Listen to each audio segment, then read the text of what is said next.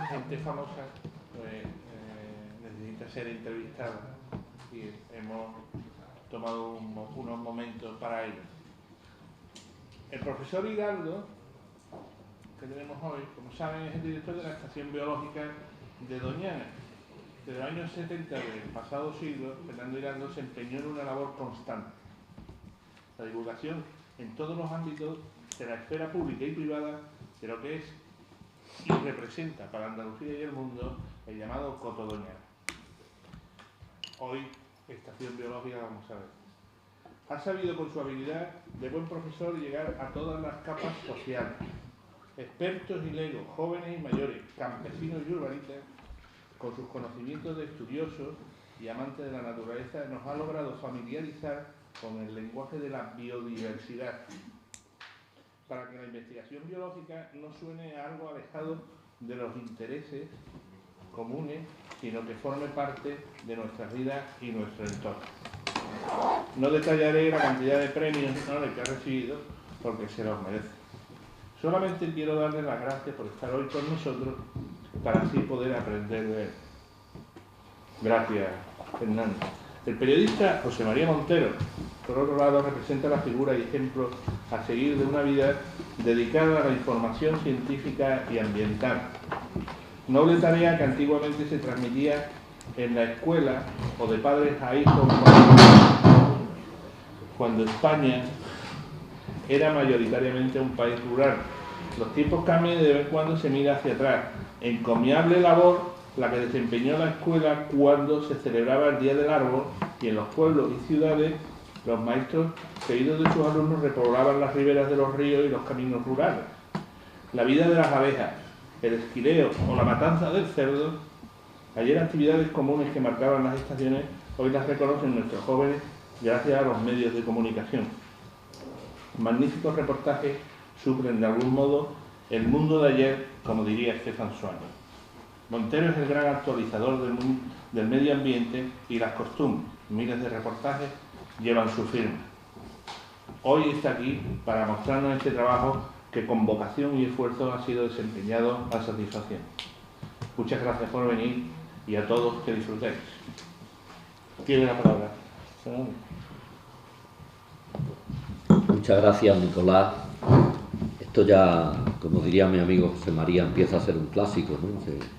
Siempre que lo invitan a uno suelen ser amigos y los amigos pues son amigos, ¿para qué voy a decir más?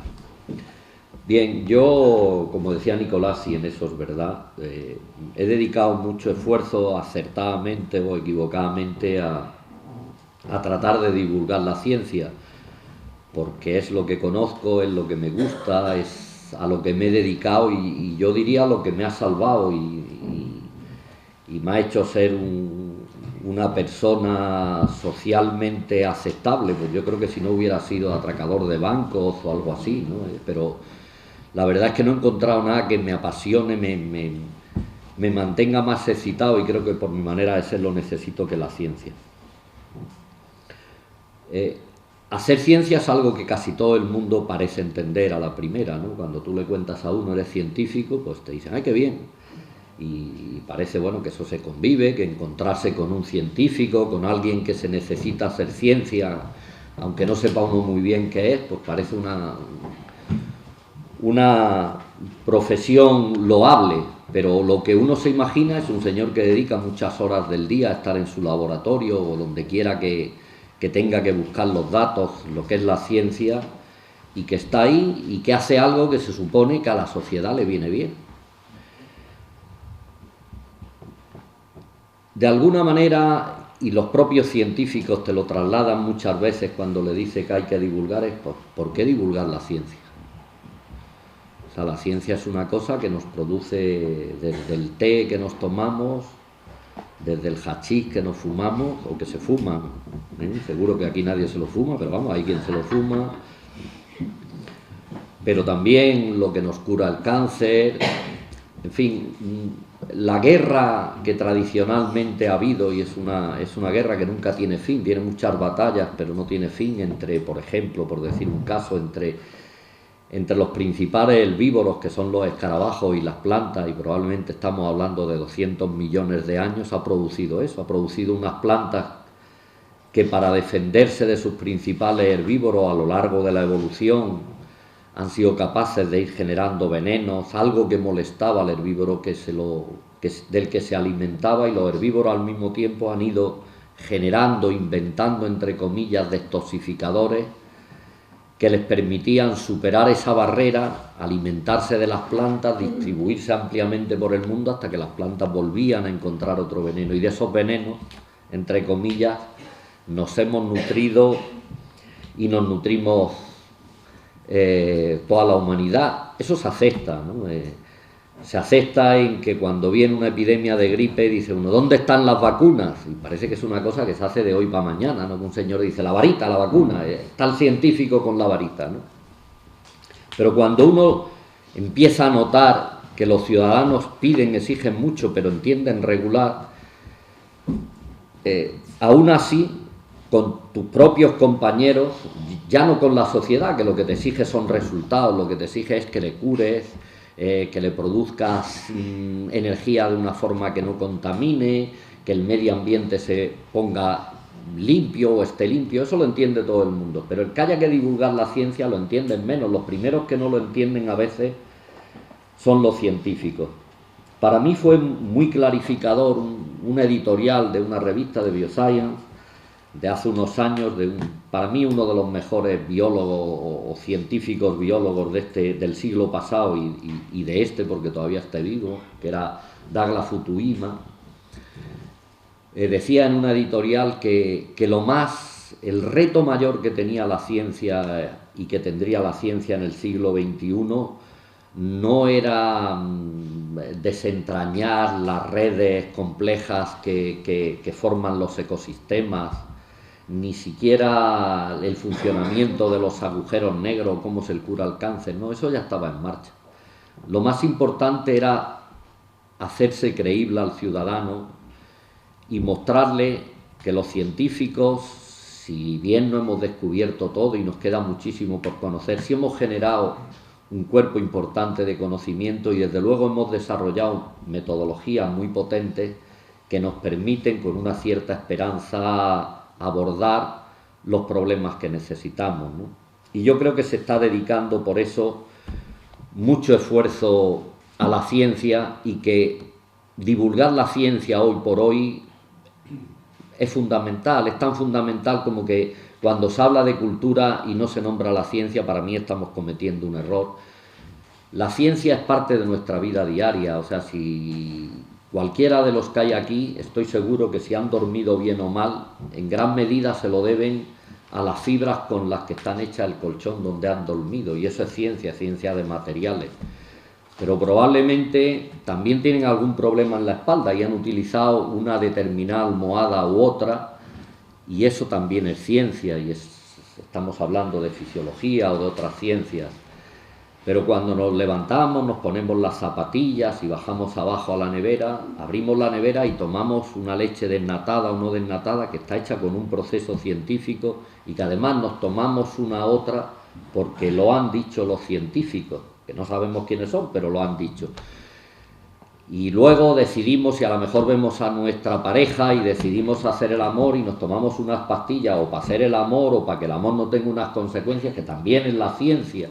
Es decir, convivimos diariamente con la ciencia. Nunca más que ahora el hombre ha dependido de la ciencia, y nunca más que ahora, desde mi punto de vista, el hombre ignora más sobre la ciencia. O sea, estamos muy lejos de la ciencia, muy lejos de los procedimientos de la ciencia, y quizás por eso, no aquí en España, que también, sino a nivel mundial, estamos cayendo en un error, entre comillas, fatal.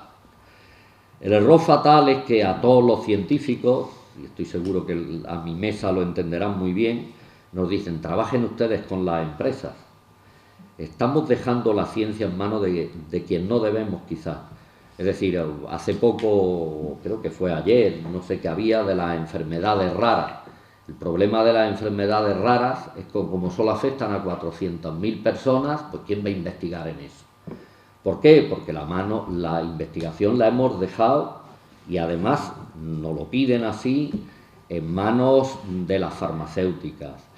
Si hablamos de energía, nos ocurre exactamente lo mismo. Decimos, tenemos que tener energías limpias, pero la investigación en gran medida la dejamos. Yo creo que las empresas deben de contribuir de forma decisiva a la investigación que se hace, pero no en donde ellos trabajan. Es decir, hace falta mucho más mecenazgo, pero mucha menos dirección. O sea, la ciencia hoy por hoy es tan importante para el ciudadano que no la podemos dejar más que en manos del Estado. Si tenemos un Estado democrático, no podemos dejar la ciencia como está ahora en manos de otros. O sea, no podemos dejar que un 60%, un 50%, incluso buscarlo, sea de la financiación de la ciencia básica, un patrimonio de las empresas. Nos estamos jugando mucho. Pero ¿qué es lo que pasa? Pues lo que pasa es que el ciudadano no sabe cómo se funciona con la ciencia, qué es lo que se hace. Por eso hay que divulgar la ciencia. Hay que divulgar la ciencia porque la ciencia, perdonad, es hoy por hoy vital para nuestro desarrollo, vital para nuestra felicidad, vital para nuestra forma de vida, y es algo que debemos de controlar, y debemos de controlar como ciudadanos. Y difícilmente vamos a controlar algo que no conocemos. Y la ciencia es muy compleja y muy cara. La ciencia ya no es aquello que un señor, Ramón y Cajal, con muchísima voluntad, con un tesón increíble y con una inteligencia muy por encima de lo normal, se encerraba y con muy pocos fondos era capaz de hacer un descubrimiento. La ciencia hoy es una cosa muy compleja y muy cara. Y no la debemos dejar la debemos de controlar. Es que cada paso que damos, desde para matarnos en una guerra hasta para salvarnos en un hospital, depende de la ciencia. Y o la conocemos o no la vamos a controlar mucho. Es decir, yo creo que Douglas Futuyma llevaba absolutamente toda la razón, que el reto mayor que tiene la ciencia en este siglo es hacerse creíble al ciudadano, y yo no conozco otra forma de hacerse creíble que divulgarla y que la ciencia sea conocida por el ciudadano, debatida por el ciudadano y tenga opinión. Lo que no podemos es, hay un momento de crisis, hemos tenido un crecimiento económico con la ciencia enorme, tenemos un momento de crisis, la ciencia tiene un recorte. Estamos viendo el recorte, por ejemplo, que ha planteado el señor Obama en Estados Unidos, pero no ha planteado un recorte en ciencia, ha aumentado la financiación en ciencia, ya ha pasado en Alemania y ha pasado en otros grandes países. Yo creo que eso tiene una relación directa con la cultura científica de la sociedad que la sustenta, y tenemos que reconocer que en este país nos hemos dormido los científicos, los políticos, la sociedad, en buscar esos canales de comunicación entre la sociedad y los científicos, y entre el conocimiento que se está generando y las necesidades que cubre. Para mí, y puede que esté equivocado, y yo creo que es una parte importante, divulgar la ciencia es algo fundamental. Pero ¿quién la divulga? ¿Quién hace la ciencia? Yo puedo contar, porque lo soy, cuál es la vida de un científico. Puedo hablar de lo que más conozco, que es un científico español. Conozco científicos de muchas partes del mundo, y más o menos es parecida o es igual, ¿no? Uno se levanta por la mañana, se toma un café, un té o lo que le apetezca y se va al trabajo, y son gente que se encierra a 8, 10, 12 horas, se mete en su laboratorio, trabaja mucho, empieza trabajando mucho, con mucha ilusión de pensar grandes cosas, y cuando lleva aproximadamente una hora y pico y la oficina se ha empezado a llenar, le llega al teléfono y le dicen: oye, que de este proyecto tuyo que tienes, ¿cómo justifica estos gastos? ¿Y por qué has comprado este ordenador ni no lo has comprado en la central de suministro? Y no, se tiene que levantar, ir allí, decir, me cago en 10, y enfrentarse con algo que no conoce, que es con la administración del Estado. La administración del Estado, que en vez de tener abogados del Estado, parece que tiene fiscales del Estado, es de lo más duro que yo conozco, ¿eh? No he ido nunca al infierno, pero es bastante parecido. En fin, entonces te enfrentas con aquello, vuelves a tu mesa y tratas de ponerte a trabajar. Ya has desarrollado un mecanismo por el cual, con una especie de esquizofrenia, eres capaz de pasar de lo blanco a lo negro y te pones otra vez a trabajar. Y entonces te entra el becario y dice: que es que no me pagan dietas porque no tengo el papelito tal, que es que yo, como he nacido en México y estoy aquí, y otra vez te levantas, vas allí, etc. Esa es la vida normal de un científico aquí. Luego, cuando ya te crees que has acabado el día y dices: ahora estoy tranquilo, entonces te viene y dice: oye, que aquí viene una comunicación y tienes que devolver 12.000 euros del proyecto porque no has justificado el pichicatín de la trocolina izquierda. Y dices tú, la madre que parió al demonio, ¿esto cómo es? Otra vez te vuelves con lo mismo y al final vuelves a trabajar. Claro, cuando tú a este señor le dices, oye, y ahora tienes que divulgar lo que haces, le dices, ¿cómo? No, hombre, que esto es muy importante, y le dices los mismos razonamientos que yo he hecho antes. La gente te dice, hombre, me parece que no, que es que me voy a mi casa, que no. Bien, ese es un problema real. Sin embargo, y a pesar de eso, yo creo que casi cada gran científico que conozco hace divulgación. ¿De dónde sacan el tiempo? Yo, no me lo preguntéis, pero lo sacan. Y conozco divulgadores brillantes. Aquí estuvisteis oyendo a Juan Manuel García Ruiz, a Miguel Delibes, que trabaja con nosotros. Podría citar muchísimo a Avelino Corma. ¿Ese es el camino? ¿Es eso lo que hay que hacer? No lo sé. Lo que sí que sé es que hay que divulgarlo. Tengo dudas de que tenga que ser el científico. Y tengo dudas de que tenga que ser el científico, no solo por falta de tiempo, sino porque zapatera tus zapatos. Nosotros sabemos hacer ciencia, unos más, otros menos. En esta profesión, como en todas, los hay buenos, muy buenos, excelentes, y algunos inútiles que no los podemos echar porque vivimos en un sistema muy funcionarial. Pero la gente lo hace, la gente está dispuesta a divulgar, pero sabemos de lo que sabemos. Sabemos escribir, sabemos responder a preguntas, sabemos contestar a cosas, pero no sabemos una mecánica que a mí me parece fundamental, que es cómo transmitir lo que sabemos. O sea, yo soy partidario, o pienso, que los científicos tenemos que divulgar, pero no solos, tenemos que divulgar con profesionales. Tenemos que unirnos a profesionales, porque los hay, igual que nosotros somos profesionales de la ciencia, igual que en ciencia tratamos y pensamos que donde está la unión, donde está lo mejor de la ciencia, es la unión entre disciplinas distintas, unir a un químico con un biólogo, a un físico con un biólogo, buscar la físico-química, buscar las matemáticas, la unión con la física o con la biología. Exactamente igual creo que debemos buscarla con los especialistas en comunicación, es decir, con los periodistas, con la gente que se dedica a transmitir conocimientos. Los científicos podemos escribir, y hay maravillosos libros de divulgación escritos por científicos, pero llegan a quien llegan. Y lo que no podemos hacer, y en lo que caemos muchas veces los científicos en divulgar, es lo que le llamamos, lo que le llaman los anglosajones predicar para el coro, ¿no? O sea, acabamos contándonos la historia entre nosotros. Un biólogo se la cuenta a un físico se la cuenta a un matemático a un químico, y es una cosa entre nosotros, es la divulgación, y la hacemos muy bien. Y una parte, los que tienen más éxito, los que tienen mejor pluma, llegan al gran público, pero es una parte. Pero yo creo que la forma de llegar a la sociedad es dedicarnos y unirnos a los que profesionalmente se dedican a eso. O sea, los que profesionalmente, su profesión día a día, y es lo que saben hacer, es transmitir conocimientos, transmitir informaciones. Debemos de aprender cómo, y no es un camino fácil. Cuando se unen dos disciplinas distintas, tiene uno que aprender un idioma común, y les aseguro que no es fácil, pero para mí es lo deseable. O sea, creo que la única forma eficiente de divulgar a medio y a largo plazo es que los científicos aprendamos primero de los comunicadores cómo comunicar, porque evidentemente un comunicador lo que quiere es la entrevista con el protagonista, y cuando alguien descubre una cosa lo que quieren es que sea él el protagonista, pero tenemos que aprender a comunicar.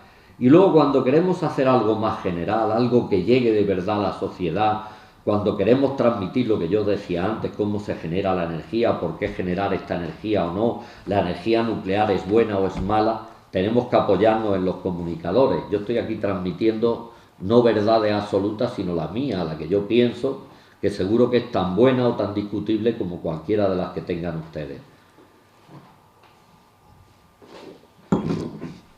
En pocas palabras, yo creo que los científicos que estamos interesados en divulgar tenemos que unirnos a profesionales del periodismo, del cine, de los medios de comunicación, los que se dedican a eso.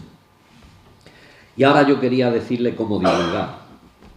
Bien, cuando uno tiene la idea que yo tengo, lo primero que busca es cómo divulgar, ¿no? ¿Y ahora qué hago? Bueno, ya he escrito muchos artículos, he publicado libros, y uno tiene una cierta insatisfacción y busca a alguien en los medios públicos o privados, en los medios, en la gente que se dedica a la comunicación, y encuentra uno, busca su alma gemela o alguien que empiece como él, y yo encontré a José María Montero, que está aquí a mi izquierda, que es buen sitio para estar, y te das cuenta de que tiene exactamente el mismo discurso que tú, pero él desde el periodismo. O sea, es una persona con gran experiencia en los medios de comunicación que quiere divulgar conocimiento, pero se da cuenta que él no genera el conocimiento y quiere tener cerca al que lo genere. Quiere disminuir su tasa de error y quiere buscar un campo conjunto. Lo encuentras y entonces viene la pregunta del millón: ¿y cómo lo hacemos? En nuestro caso era quizás, entre comillas, un caso privilegiado, era la naturaleza, que siempre es muy agradable. Y bueno, y nos embarcamos, que es lo que vais a ver ahora, en una serie documental, donde lo primero que tratamos nosotros era de explicar cómo trabaja la gente en el campo. Eso es muy bonito y ya lo veréis, o al menos para mí lo es. Y no porque sea uno de los protagonistas, sino porque es fácil, son paisajes bonitos, fauna bonita, pero vas transmitiendo un mensaje que va calando, un mensaje de la ciencia en este caso de medio ambiente. Ahí estamos, tenemos que avanzar más, pero esa es la primera avanzadilla que se ha hecho. ¿Cuál es la segunda que hemos hecho? Pues con una televisión pública, que es la televisión andaluza, firmar un convenio Consejo Superior de Investigaciones Científicas, Radio Televisión Andaluza, para ensanchar ese marco. Es decir, primero para permitirnos, en el caso de los reportajes que hemos hecho nosotros, la segunda parte. Ahí pones cómo toman los datos, que es la parte más festiva, más de aventura, más vistosa, pero luego viene una parte muy dura, que es la parte de laboratorio, la parte de análisis de datos y la parte de obtención de resultados, incluso de interpretación de resultados. Esa es la parte que queremos transmitir ahora y extenderla a la química, a la física, a esos señores tan raros, si tú los conoces mejor que yo, que te explican que te puedes mover por el tiempo y que hoy es mañana o pasado, ya no sabe uno dónde está. Pues eso, pero tiene uno que ir avanzando poco a poco. Nosotros hemos cogido un camino, yo creo que muy firme y muy fácil de recorrer, inicialmente comparado con esos, sobre el papel. Cuando uno se pone a trabajar, y yo creo que José María lo explicará mejor que yo, es duro, Es duro ir con personas a un ritmo en el que tienes que trabajar muchas horas en el campo y al mismo tiempo tener las cámaras al lado y que no interferir tú en ellos y ellos en ti. En fin, para nosotros ha sido una aventura que es la que os queremos poner muy bonita, pero ha sido un principio. Es un principio que tiene un camino muy grande para recorrer, y yo, por resumir, lo que quisiera decir es que para mí soy un absoluto convencido de verdad de que el reto mayor que tiene la ciencia es hacerse creíble al ciudadano, llegar al convencer al ciudadano de que él paga la ciencia, que debe de ser capaz de exigir la ciencia que quiere, de ser muy exigente con los científicos. A la ciencia hay que darle una cierta libertad que no tenemos de contratar, de manejo, pero hay que exigirle mucho, hay que ser muy duro con ella. La ciencia es poco democrática, hay que buscar al mejor, punto. Y no hay más. Y luego hay que contarlo, pero hay que recurrir a gente que sabe contarlo, ¿no? Y hay científicos que lo saben contar maravillosamente, pero eso no es una enfermedad demasiado extendida, es menos extendida que la gripe. Y en cualquier caso las horas de un científico son limitadas y la experiencia de un científico son limitadas. Yo creo que la unión de científicos y profesionales es fundamental. Los medios públicos deben de estar y deben de apoyar ese tipo de cosas. O sea, yo aprecio mucho los programas del corazón, los reality, todo me parece muy bien, para que lo haga Telecinco y quien sea, pero yo creo que hay que exigirle a las televisiones públicas, a las radios públicas, que estas cosas sean prioritarias para ellos. Tenemos que tener una sociedad científicamente educada, porque es que dependemos de la ciencia, o sea, que no nos engañemos. Es así, y es así en la ropa que ustedes llevan, en lo que se dan en el pelo para que se les caiga o no se les caiga, en el color del pelo, y en cada y toda y cada una de las cosas que hacen. Y sin embargo, ¿quién las controla? ¿Ustedes saben cómo se hace? ¿Por qué se llega a ello? ¿Por qué avanzamos más en unas cosas y no en otras? No, no porque no las controlamos. Y no las vamos a controlar nunca si no las conocemos.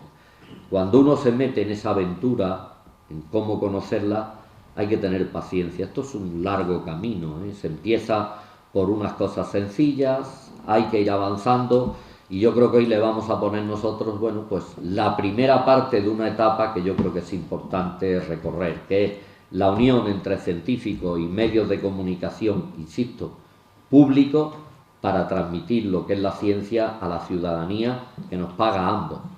Y yo creo que eso es lo que yo quería decir antes de pasarle la palabra a José María. Gracias. Bueno, pues yo retomo la idea central de Fernando.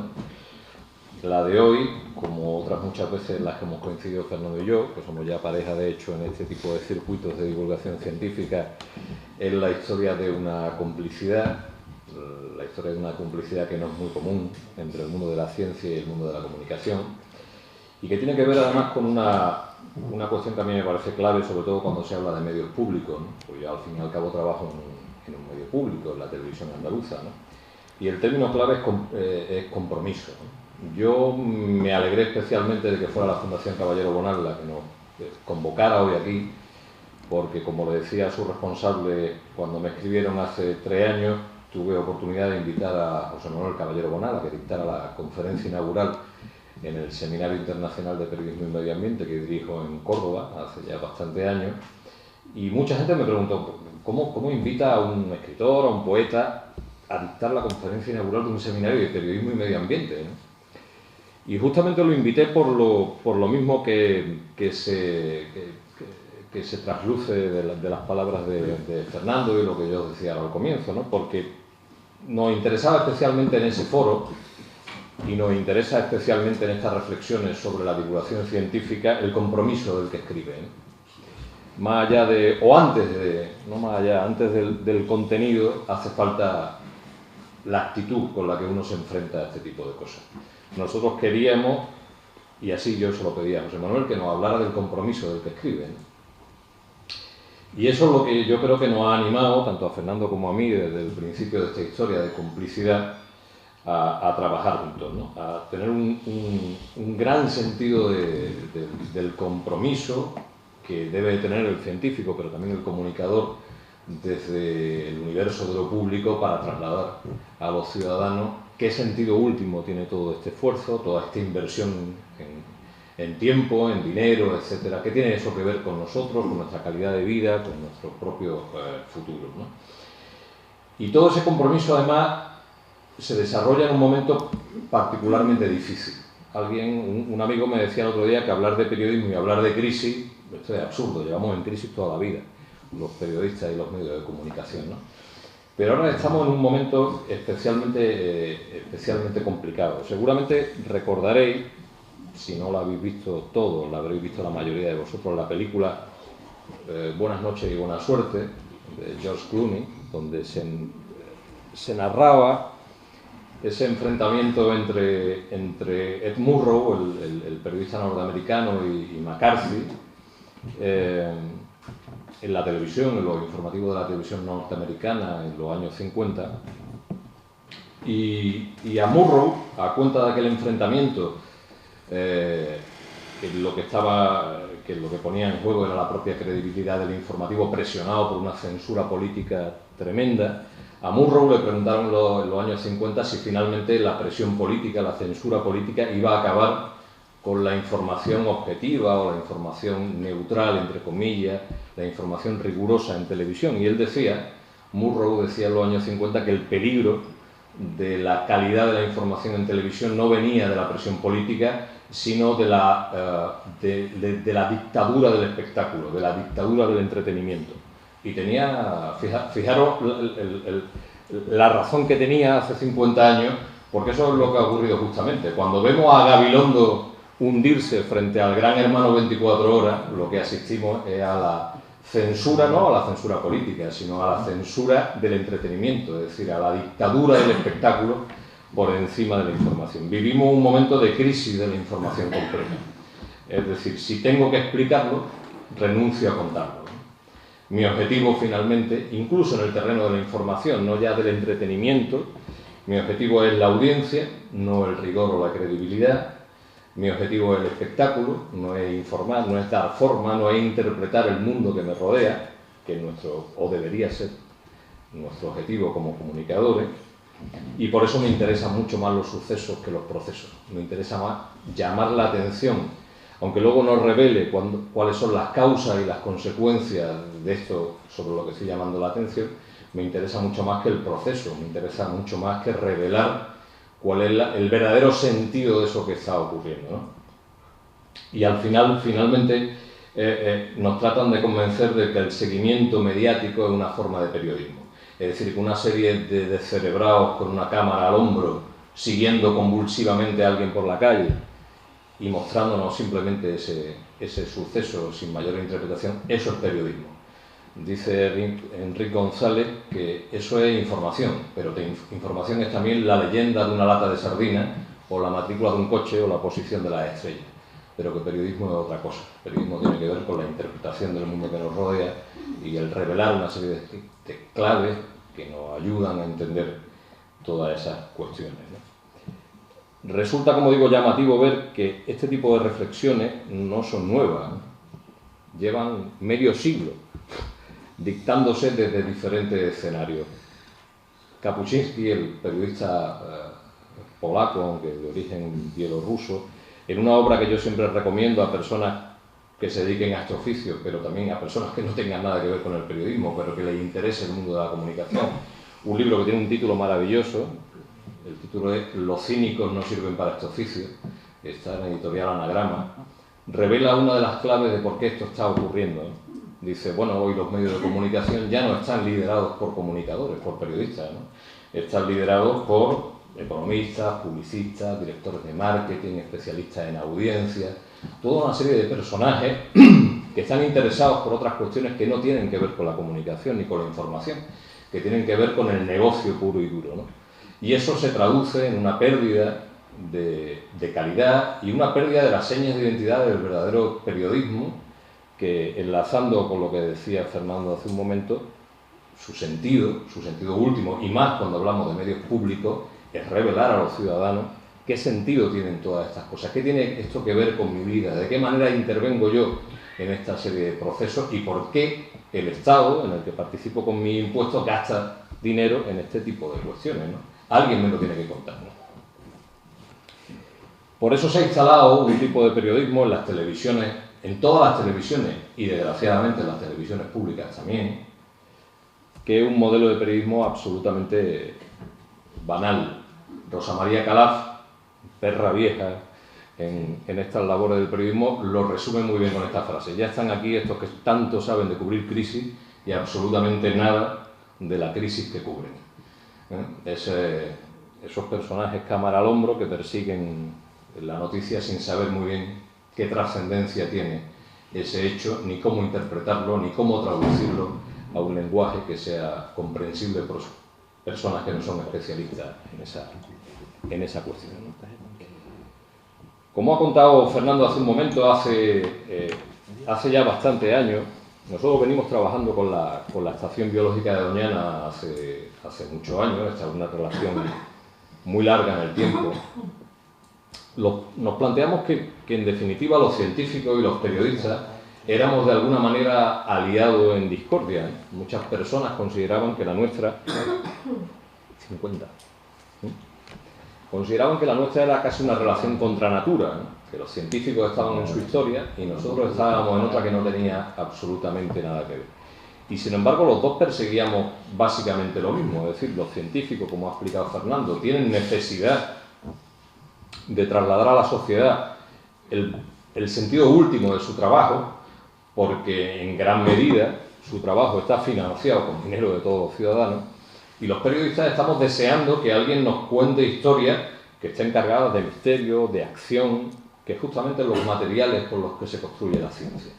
Por tanto, había una necesidad latente de relación que no terminaba de cuajar y que nos hacía ser aliados en discordia, en el sentido de que se genera mucha, o siempre se ha generado mucha desconfianza entre los dos colectivos, ¿no?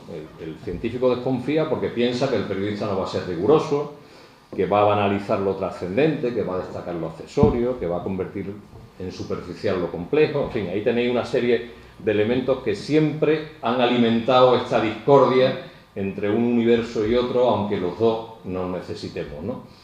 El periodista también desconfía porque piensa que el científico le va a contar un coñazo que no le interesa nada más que a los científicos, que va a contar una cosa, que su lenguaje va a ser absolutamente indescifrable, que además va a requerir y va a exigir mucho más espacio del que disponemos en los medios de comunicación, etcétera, etcétera.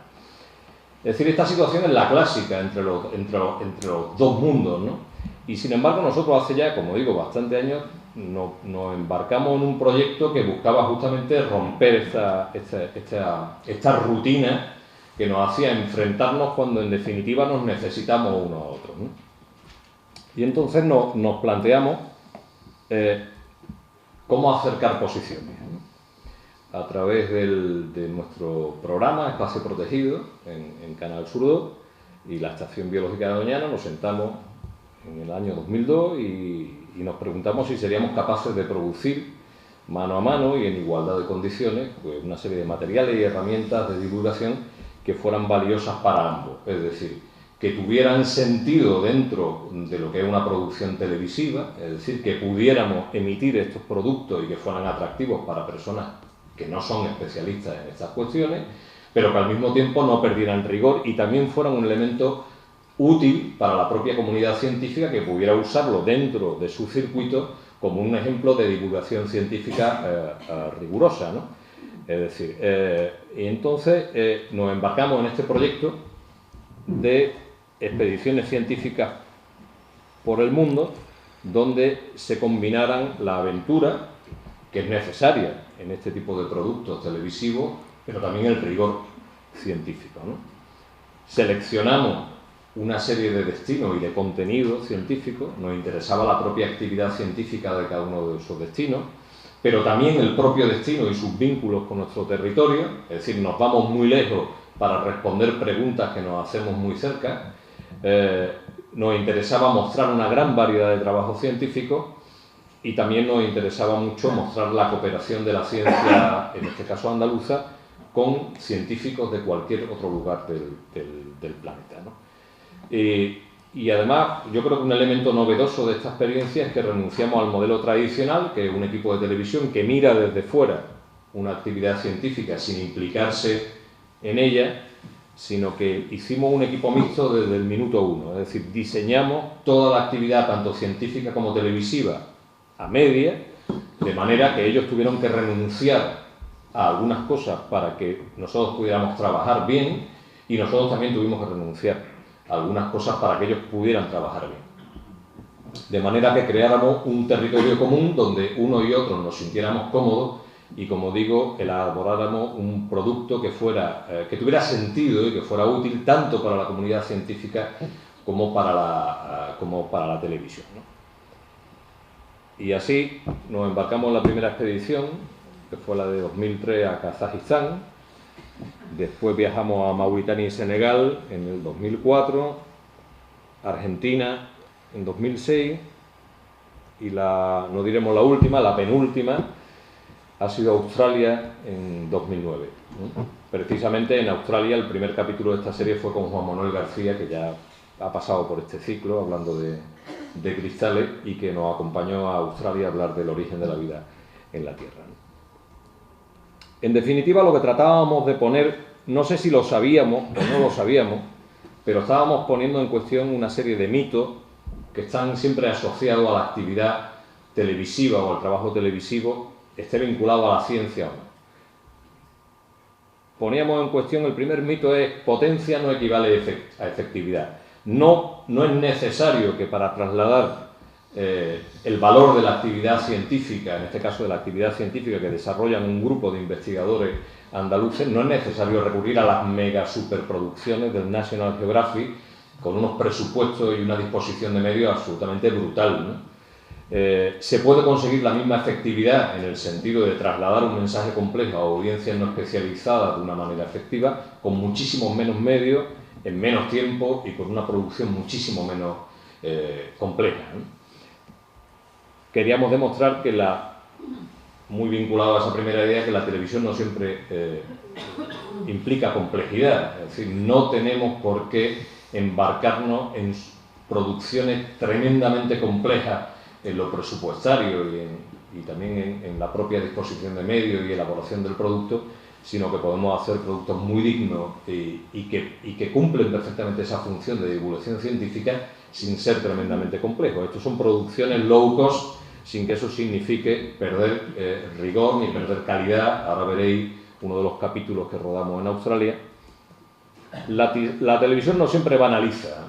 Ese era otro mito que queríamos poner en cuestión. Decía Woody Allen que no entendía por qué se critica que la televisión no haga nada por la cultura, que él siempre que encendía la televisión le entraban ganas de abrir un libro. Bueno, nosotros tratamos de que cuando se enciende la televisión uno no le entre ganas de leer un libro, sino que pueda ver la televisión y luego leerse el libro. Podemos hacer televisión necesariamente sin banalizar y sin hacer un producto absolutamente intrascendente. Veníamos hablando ahora en el coche, cuando veníamos de Sevilla, y yo lo decía a Fernando, la cuestión ahora mismo de la televisión, del gran debate en torno a la televisión pública, no es decir que una televisión es posible, es que esa televisión ya existe, ya se está haciendo esa televisión, pero claro, hay que apoyarla y hay que pensar que ese es el sentido último que tenemos que darle a la televisión desde los medios públicos, ¿no? Una televisión que ofrece productos de verdaderos servicio público, ¿no? De trasladar, como es el caso que hoy nos reúne aquí, de trasladar el valor de la ciencia y el trabajo de los científicos españoles por el mundo, ¿no? El rigor no obliga al aburrimiento, podemos ser rigurosos sin dormir a la oveja y podemos hacer documentales que se ven y no se duermen, como se suele pasar con los documentales que a veces nos ponen después de comer, que todo el mundo ve pero la mayoría lo duermen, sino que podemos mantener un cierto nivel de atención dentro de lo que cabe. Y por tanto, hoy en definitiva podemos competir en igualdad de condiciones con otras parcelas de la información presente en televisión. Cerrando el círculo del argumento con el que yo arrancaba mi intervención, manda narices que desaparezca CNN Plus para sustituirlo por Canal Gran Hermano 24 horas y tenga los dos el mismo nivel de audiencia, claro, 0,9 exactamente, ¿no? Claro, hay un matiz, que el Gran Hermano, es decir, tener una serie de zopencos en una especie de zoológico cutre con apariencia de casa es gratis. Esa es la única diferencia, pero a efectos de audiencia, que es lo que al final las empresas se plantean, estamos hablando básicamente de la misma audiencia. No creáis que porque hayamos quitado una cosa y la hayamos sustituido por la otra se ha disparatado la audiencia. Por tanto, cuando hacemos productos de calidad relacionados con, en este caso con la divulgación científica, podemos competir en igualdad de condiciones siempre que no nos programen un miércoles a las 4 de la madrugada. En ese caso, difícilmente vamos a poder competir en igualdad de condiciones. Vamos a ver un ejemplo de esta aventura en la que llevamos unos cuantos años embarcados con la gente del CSIC, que ha sido justamente la última aventura en la que nos hemos embarcado. Ha sido el viaje a Australia de 2009. Fue una serie documental de 2 capítulos de 50 minutos. El primer capítulo estaba dedicado al origen de la vida en la Tierra, que fue el que hicimos con Juan Manuel García, hablando de estromatolitos y esa historia. Y este segundo capítulo, que es el que vamos a ver hoy, que tiene que ver con las conexiones entre la biodiversidad australiana y la biodiversidad andaluza. Jugando casi con esa paradoja que nos habla de que lo que aquí es una especie invasora absolutamente nefasta, allí se convierte en una de las señas de identidad de la naturaleza australiana y viceversa. Es decir, si hablamos de eucalipto, aquí es mentar a la bicha, hablar de una especie que ha arrasado zonas serranas de gran valor, pero si cogemos al conejo ocurre lo mismo pero a la inversa, ¿no? Es decir, aquí es una de las piezas clave del monte mediterráneo, porque entre otras cosas en la presa de especies de gran valor como el lince ibérico o el águila imperial, y sin embargo en Australia es una auténtica plaga bíblica que ahora veréis los problemas que ocasiona. Y en esos vínculos ocultos aparecen una serie de elementos de cooperación entre la comunidad científica australiana y la comunidad científica andaluza que nos sirven para entender un poco mejor cómo funciona nuestra propia naturaleza y también para entender un poco mejor cómo funciona también la naturaleza australiana y qué tenemos que ver nosotros con ello, ¿no? Pues cuando queréis podemos ver el capítulo y después comentamos lo que os apetezca, ¿no? Yo solo añadir otro punto de conexión que tenemos nosotros con Australia. Cuando uno mira la evolución de las toneladas de peces que nos comemos por kilómetro cuadrado en el año 1900 y ahora, se encuentra uno que en el 1900 teníamos, y los datos son bastante buenos, muchas zonas, estoy hablando del Atlántico Norte, vamos a centrarnos en el Atlántico Norte de Europa y África, pues muchas zonas el autor las pintaba en rojo, con más de 11 toneladas por kilómetro cuadrado, zonas de 9, de 10, de 8, de 7, de 6, de 5, de 4, de 3, de 2 y de 1. Si uno pone la misma diapositiva en el año 2000, se encuentra uno, y sobre todo si es de esta zona, con una enorme sorpresa, que es que todos los colores intensos han desaparecido y solo queda un azul oscuro en torno a Doñana y al Golfo de Cádiz. Es el único que queda, pero incluyendo el Banco Sahariano, Senegal, el Gran Sol, el Polo Norte. Es decir, estamos aquí en la zona ahora mismo con mayor riqueza pesquera de todo el Atlántico Norte euroafricano. Eso tiene una razón que ver con, ¿cómo dicen algo? Las aguas que dejamos que se escapen al mar. Bien, esas aguas que se escapan al mar van llenas de nutrientes. La presencia de las marismas de Doñana, de Huelva y de Cádiz hacen que se rompa una inercia de la temperatura y del flujo de temperatura de la tierra al mar, y que en vez de predominar solo la corriente que va de oeste a este, es decir, desde Portugal hacia el estrecho, ahí surge una corriente semicircular que recoge los aportes de nutrientes del río, los recircula por todo lo que es la plataforma y es la que fertiliza el mar. Es decir, es la responsable de que los langostinos, los boquerones, las sardinas, las merluzas pongan más o menos huevos. Y además luego se produce una migración hacia el mar de un 80% de las especies que tienen allí el alevinaje. Es decir, estamos en una zona que es importante y somos muy ricos en aves marinas. La zona que nosotros íbamos a Australia tenía igual y además estaba sufriendo fluctuaciones muy importantes. Aquí llevábamos tiempo trabajando en eso y era otra de las cosas que nos unía y las que nos hacía que lleváramos unos años y seguimos trabajando con los australianos. Y ahora vamos a ver lo que hicimos. Gracias.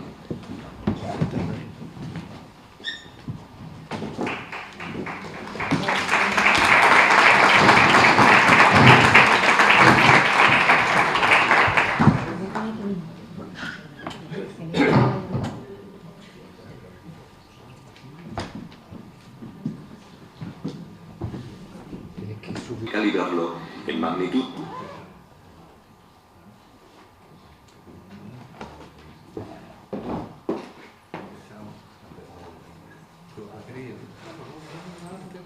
Ya, estábamos probándolo antes.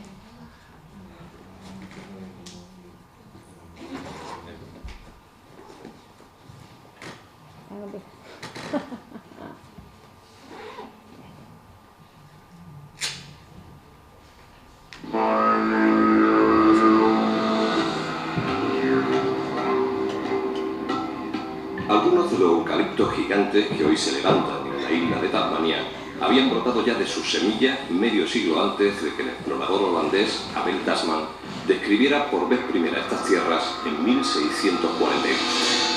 Volamos entre árboles que superan los 400 años de edad y que se levantan a más de 90 metros sobre el suelo. Aquí, en el continente australiano, todo hay que calibrarlo en magnitudes de tal envergadura que desafían nuestra imaginación. ¿Cuántos países caben en un solo país? cuántos paisajes enfrentados nos regala un territorio que es 15 veces más extenso que España. En cuanto a escenarios diferentes se manifiesta la vida en una isla que ocupa casi el doble de la superficie de toda la Unión Europea. En la antípoda el tiempo y el espacio se miden de manera muy diferente a lo que estamos acostumbrados.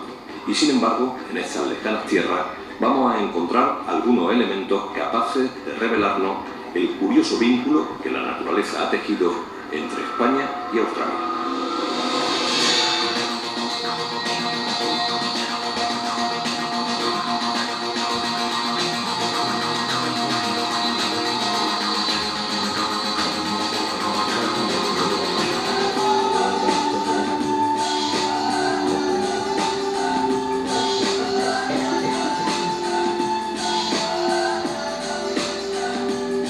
La compleja expedición científica en la que nos hemos embarcado nos llevó en una primera etapa hasta las remotas playas de Shark Bay, el punto más occidental de Australia. Aquí, en el borde costero del inhóspito desierto de Pilbara, encontramos estromatolitos vivos, unas curiosas estructuras formadas por la acción de cianobacterias. Desde un punto de vista geológico, son formaciones muy jóvenes, de apenas 6.000 años. Pero lo realmente llamativo de estos estromatolitos es que su morfología es muy parecida a la que se encuentra en algunas estructuras fósiles que tienen más de 3.500 millones de años y que también se localizan en Australia. ¿Son estos fósiles los restos de las formas de vida más antiguas del planeta? Los especialistas aún no han sido capaces de responder a esta pregunta, pero lo cierto es que el enigma ha desatado un apasionante debate científico en el que resulta decisiva la aportación de un cristalógrafo andaluz. Si es verdad que las estructuras que vamos a ver en las rocas precámbricas son producidas de la misma forma que se está produciendo hoy Shark Bay, eso quiere decir que aquellas estructuras en aquel tiempo, hace 3.500, 3.600 millones de años, ya había organismos capaces de producir oxígeno. Eso quiere decir que la vida se inició aquí en la Tierra muchísimo antes. Es más, probablemente eso significaría que el origen de la vida hubiera estado justo en el momento posterior a la formación del planeta o que hubiera venido de otro planeta.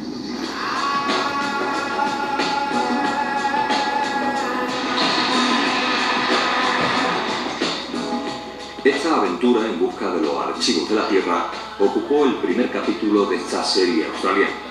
Pero nuestro viaje no se detuvo en el desierto y en sus rocas más primitivas. Queríamos saber algo más de la vida en las antípodas y de qué manera algunos problemas ambientales, como el cambio climático o las invasiones biológicas, se manifiestan aquí con particular intensidad.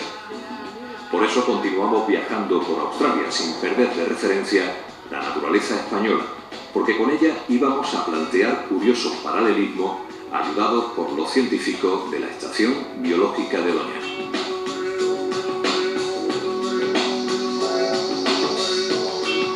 Desde el desierto de Pilbara, en donde rastreamos el origen de la vida en nuestro planeta, hasta los bosques de Tasmania, en donde ahora nos encontramos, median más de 5.000 kilómetros de distancia. Pero seguimos en Australia, un país continente en donde casi todos los paisajes nos hablan de una tierra primitiva en la que el tiempo parece haberse detenido.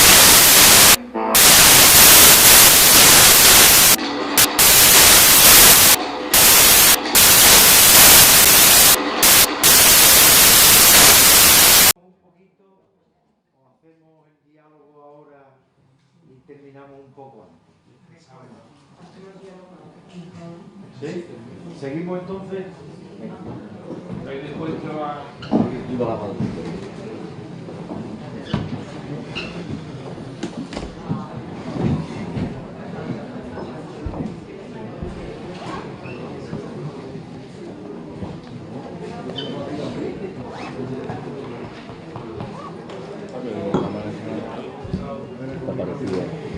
Está bonito, ¿eh? ¿Ya me había dicho? No lo había visto. He visto otros programas. No me había visto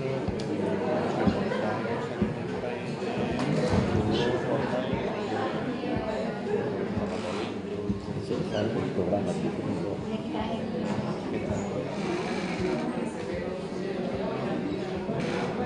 Voy a mirar.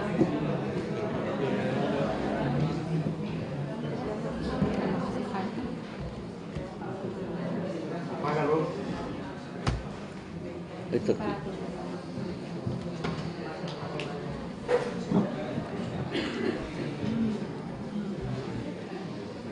El diálogo con la ciencia está abierto.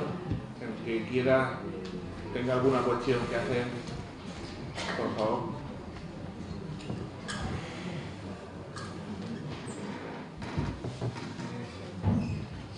Hablando últimamente que Tanzania va a faltarse Masai Mara y Serengeti por cuestiones de desarrollo y demás, y entonces es una amenaza para todo lo que implica como la naturaleza en África a nivel mundial, ¿no? O sea, esa manera de favorecer el desarrollo de comunidades, digamos que pobres, ¿no? En Doñana muchas veces también se habla de el riesgo de, por la cuestión de aislamiento, sobre todo entre Cádiz y Huelva, que justo una carretera, alguna amenaza grave, y otra, el tremendo peaje que tiene que pagar, porque sería la romería de Rocío, que yo no sé exactamente qué valor le aporta, por lo que es un espacio que tiene la importancia de Doñana, ¿no? Estos riesgos, ¿cómo se gestionan desde...? Bueno, yo creo que la pregunta es muy buena y además tiene un carácter muy general, ¿no? Es compatibilizar y hasta qué punto es posible la convivencia de 6.000 y pico millones de habitantes y camino los demógrafos más optimistas dicen que se podría conseguir frenarlas si conseguimos una energía limpia y muy barata en 9.000 millones, y evidentemente eso es un problema muy difícil. O sea, tenemos que ser demasiado optimistas y demasiado ilusos si pensamos que vamos a poder conservar un mundo con 9.000 millones de habitantes y un nivel de vida como el que tenemos en el futuro. Pero si nos centramos en la actualidad, y me estás preguntando cómo hacemos para conservar algo que queremos conservar, yo te diría que tenemos los medios técnicos para hacerlo, pero tenemos que hacerlo con cabeza. Es decir, Doñana, de la que se habla que tiene muchos problemas, muchas dificultades, que si está mejor o peor que nunca. Yo llevo trabajando en Doñana 40 años, he estado fuera, de hecho mi plaza de investigador la tuve fuera de Doñana, pero cuando estaba fuera también tenía proyectos en Doñana. Doñana es un espacio natural al fondo de un río, en unas playas del sur de Europa de mucha calidad y con una atracción turística. Pensar que no va a tener problemas es absurdo. Doñana los tiene y lo va a tener siempre. Es más, Doñana tiene una característica que tiene muy pocos espacios naturales protegidos. La conservación de Doñana depende tanto más de lo que se hace fuera como de lo que se hace dentro. Doñana se empieza a conservar con las 6.500 hectáreas que compra el Consejo Superior de Investigaciones Científicas, que luego pasan a 10.000. El Consejo Superior de Investigaciones Científicas propone la creación de un parque nacional que son 37.000 hectáreas y hoy estamos en 100.000 hectáreas protegidas.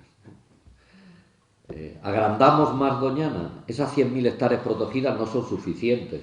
O sea, fuera de Doñana se cultiva, se extrae agua de la tierra para arreglar los cultivos, y a Doñana, que tiene debajo un acuífero del que depende mucha vegetación, se ve afectado. Esas personas que tienen tanto derecho a comunicarse como las de cualquier parte del país, si se traza una carretera, tienen un problema. Es decir, es difícil conciliar el desarrollo con una conservación estricta, pero es posible, depende de lo que queramos invertir. Yo lo digo mucho con Doñana y lo puedo trasladar a la Aymara. Yo me he recorrido muchas islas en los países nórdicos, por ejemplo entre Dinamarca, con carreteras subterráneas por debajo del agua. Es decir, cuando uno se cruza, por ejemplo, Navacerradas, el sistema central o el sistema ibérico pasa por túneles y túneles y túneles. Son carreteras muy caras. Aquí hacemos carreteras muy rectas, muy en superficie y muy baratas. Depende de lo que queramos gastar el dinero. No creo yo que sea un impedimento con la tecnología que tenemos hoy conservar el medio ambiente, pero hay que invertir y estar dispuesto a invertir en ello. Lo que no se puede hacer, y por eso es importante lo que estamos haciendo aquí hoy, la divulgación, es imponerle a la sociedad las cosas por narices. Estamos en una sociedad democrática y lo que no puede hacer uno es a los 20 y tantos pueblos del entorno de Doñana decir: ustedes no se van a comunicar, no van a tener un cultivo intensivo, no van a tener una playa, no van a tener cosas, porque hay unos señores que quieren conservar Doñana, yo soy uno de ellos, que es importante a nivel regional, nacional y europeo. Lo que quiero decir es que las cosas hay que hacerlas bien, con paciencia y con cabeza. Son posibles, pero hay que dedicar tiempo a hablar con la gente, las precipitaciones son malas. Entonces yo creo que en Doñana la conservación es posible. De hecho, Doñana, con todos sus problemas, pues ahora mismo, por ejemplo, el morito, por poner las aves, que son de los animales más importantes para conservar Doñana. O sea, Doñana se empieza a conservar por la importancia que tenía por la importancia que tenían las poblaciones de aves allí, tanto las que nidificaban como las que invernaban, como aún más importante las que utilizaban Doñana como un sitio para pasar, alimentarse, engordar y poder seguir camino hacia África. Bien, pues de esas aves, por ejemplo, el morito desaparece en los años 30. Bien, ha colonizado Doñana a finales de los 90 y ahora tenemos más de 5.000 parejas. El ave toro desapareció en los años 60, ahora ha colonizado Doñana y tenemos más de 30 parejas. El búho real jamás habría criado en Doñana y ahora hay unas 40 parejas. El águila calzada, había programas de conservación muy voluntaristas por gente de la zona con Valverde en los años 60. Por ejemplo, la reserva no criaba ninguna. La primera cría, estaba yo trabajando en Madrid y tenía un proyecto y la encontré criando allí en el año 81, ahora tenemos más de 40 parejas. El elanio azul cría, es decir, la biodiversidad en Doñana ha aumentado a pesar de todos esos problemas, porque hemos dejado de hacer, con perdón, otra serie de barbaridades. La conservación es difícil, pero espacios como Doñana lo que necesitan tener es un sistema de seguimiento de procesos naturales muy fino. Por eso nos hemos metido en LifeWatch, por eso LifeWatch va a venir aquí, que es un programa de más de 200 millones de euros. Tener un programa muy fino que sea capaz de detectar los problemas que surgen para poder actuar. Pero lo que hay que tener en cuenta, y lo veíamos aquí en Phillips Island, es que tenemos que tener información, y con información podemos hacer muchas cosas que ahora nos parecen una barbaridad.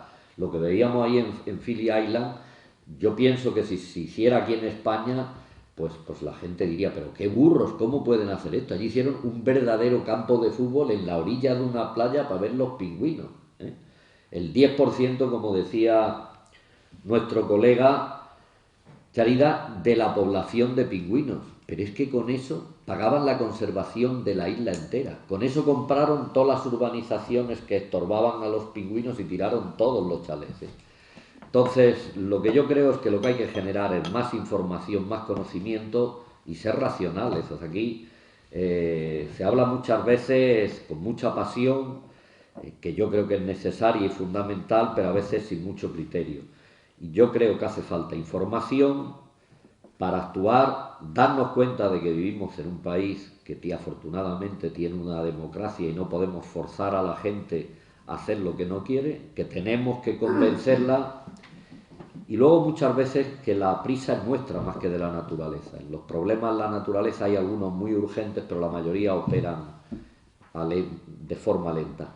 Y desde luego en lo que yo soy poco optimista es: o buscamos un sistema nuevo de organizarnos, o no ya la conservación de la naturaleza, sino probablemente un sistema tan floreciente de vida, con esta riqueza, con este nivel de vida, es difícilmente sostenible, pero no por la naturaleza, sino sostenible en sí mismo a largo plazo. Yo creo que ese es el reto, ¿eh? Y en eso conocer los sistemas naturales nos ayuda a conocer cualquier sistema.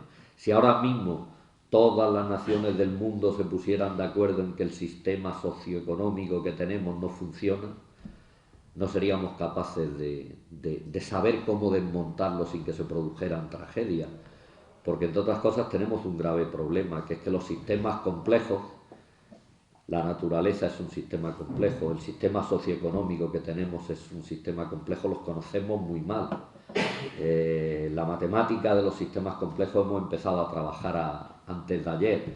Somos muy capaces de mandar un hombre a la Luna o una sonda a Júpiter, pero no somos, y predecir sus movimientos y además dirigirlos, pero no somos capaces de predecir cómo va a funcionar una familia de 4 miembros. Me parece muy sencillo, pero hoy por hoy no tenemos una herramienta matemática para predecir eso, porque es un sistema complejo. No sé si te he contestado, pero creo que sí. Pero la cuestión del... Yo creo que el problema es el científico y el político. A veces hay un choque, porque a fin de cuentas, ya sea un director de un parque nacional o una acción biológica, es un cargo que, aunque supuestamente estamos hablando de un espacio público, un espacio que nos pertenece a todos, una democracia, pues después está regido, digamos, en última instancia por un político. No es verdad. Vamos a ver, yo, Fernando Hiraldo Cano, soy director de la Estación Biológica de Doñana y por lo tanto de la Reserva Biológica de Doñana. A mí me nombró el Partido Popular director. He estado 4 años con el Partido Popular y sigo 6 años, me parece que llevo ya con el Partido Socialista, y espero que en algún momento me echen, pero me echen mis compañeros, no me echa ningún partido, ¿no? Es decir, nosotros somos absolutamente independientes. Si somos dependientes es porque nos da la gana y porque somos malos científicos. O sea, lo primero que tiene que hacer la función pública, y yo me lo creo, es creerse su independencia. O sea, que haya gente que sea proclive a determinadas cosas. Tenemos unas leyes que no tienen por qué serlas, ¿eh? Y el problema no es de los políticos, el problema es de la sociedad. O sea, si mañana Doñana dice, oiga, mire usted que las fresas son muy malas y hay que quitarlas y se quedan 30.000 tíos en paro, ¿qué pasa? ¿El problema de los políticos? O sea, aquí cuando se va a cerrar Santa Bárbara, que hace armas, se arman unas manifestaciones y se les busca una solución y no se cierran. O sea, yo creo que en la sociedad tenemos un nivel de cinismo bastante alto y nos gusta echarle las culpas a los políticos, al primo del otro. No, es también una cosa nuestra, ¿eh? Esto no es una cosa de los políticos, la conservación de la naturaleza, o yo insisto, la conservación de la naturaleza es una anécdota más en lo que yo decía antes, que en la ciencia, ¿no?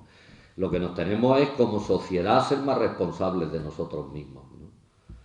Yo creo que es un problema nuestro, un problema de presencia social, de organización social, de actos como estos, de crear asociaciones y fundaciones y no dejar ni a los políticos ni a nadie que hagan lo que les dé la gana. Los políticos no son ni más buenos ni más malos que nosotros, lo que tienen más capacidad de decidir, ¿no?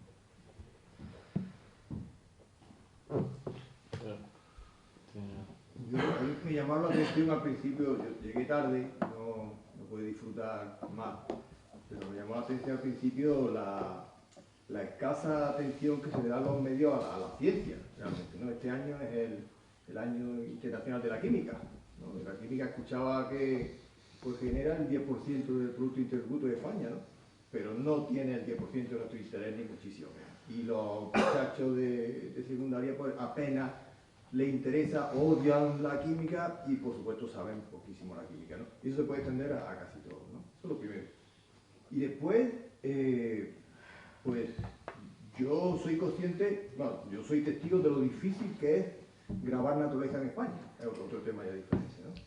Pues aquí otro compañero y yo pertenecemos a una productora de naturaleza y tenemos en España muchísimos problemas desde colaboración con universidades, por ejemplo la de Cádiz o la Autoridad del Medio Ambiente en autorizaciones para grabar. Curiosamente no hemos tenido problemas en grabar quebrantahuesos en el Pirineo con los catalanes, pagando, claro. Pero aquí en Andalucía pues tenemos problemas para grabar lo que pasa por encima de mi casa, ¿no? Que vivo en el campo. O por ejemplo, parece que está más interesado en... No tenemos demasiados problemas en... estamos ultimando una producción de 13 capítulos en el Chocó, en Colombia.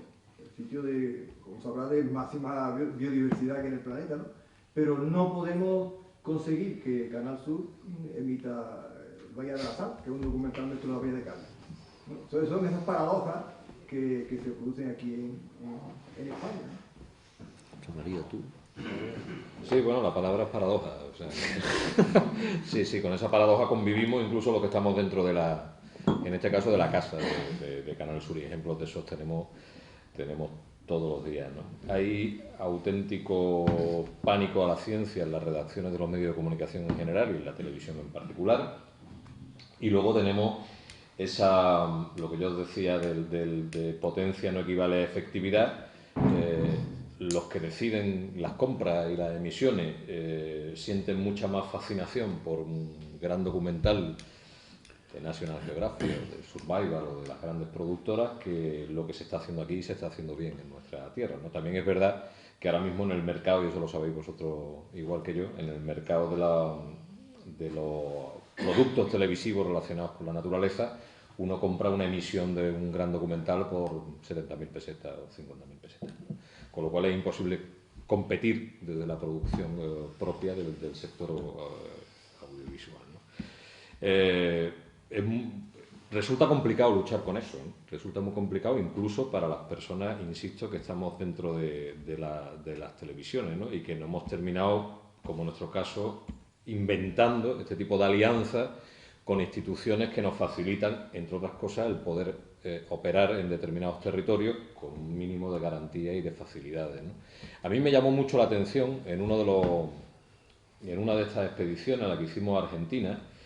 Me llamó mucho la atención el sistema que tenían, por ejemplo, para atender a los medios de comunicación de cualquier tipo, desde un medio de comunicación generalista hasta una productora especializada en naturaleza, que tenían en Península Valdés, ¿no? En Península Valdés uno solicitaba el permiso de rodaje, pagaba una tasa que era razonable, te ponían lo que ellos llamaban un veedor, y el veedor era una persona que controlaba no solamente las condiciones naturales de ese espacio y el comportamiento de las especies, etcétera, sino tus necesidades como operador de cámara de televisión o fotógrafo o lo que fuere, ¿no? Entonces tú le decías al veedor que lo que necesitaba era grabar pingüinera al atardecer con la luz, y el tipo sabía exactamente a qué sitio te tenía que llevar, donde la luz era perfecta, donde no había viento, donde había pingüinos, y ellos lo único que pedían, aparte de la tasa, era que dejara en los fondos documentales de la administración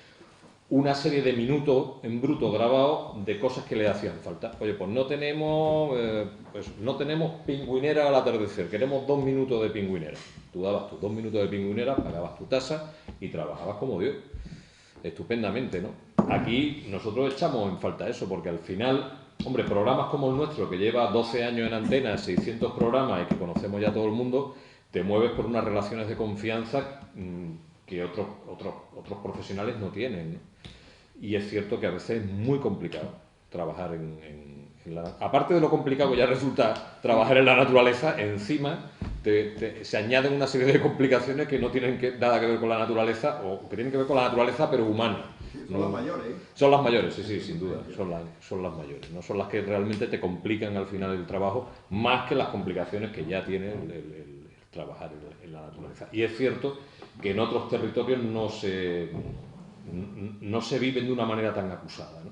En Australia, por ejemplo, también tiene mucho que ver con ese carácter anglosajón, donde todo está perfectamente regulado. Es decir, tú allí pides tus permisos, tramitas tus papeles, pagas tus tasas y no hay ningún problema. Ahora, como te salga 2 centímetros de la línea que te ha pintado el funcionario, te funden. Pero mientras tú cumplas sus requisitos, tú puedes trabajar sin ningún tipo de problema, ¿no? Yo completando eso que decís, que creo que lleváis toda la razón, y luego me gustaría volver a lo de la química, esa es que es muy kafkiana, porque hay una cosa muy importante que se hace, por ejemplo, en Australia, cuando tú dices, tú lo sabes, que a nosotros nos llevó 3 meses conseguir el permiso, no para que rodarais vosotros, sino para poder nosotros sacar sangre, ¿no?